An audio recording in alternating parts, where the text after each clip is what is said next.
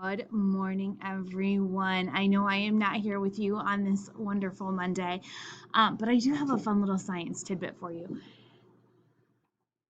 Have you ever gotten your can of pop and it's all shaken up? It got dropped, your sibling was mean and just shook it up. And normally people would say, tap it on the top, right? That's what you've always heard, tap it on the top.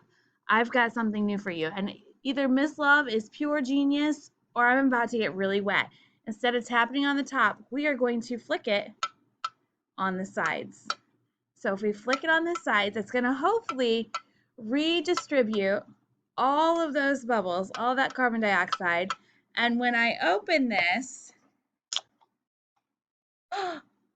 Miss Love did not wear that orange pop. And you just saw me. You can try it at home. Have a great week, Markets.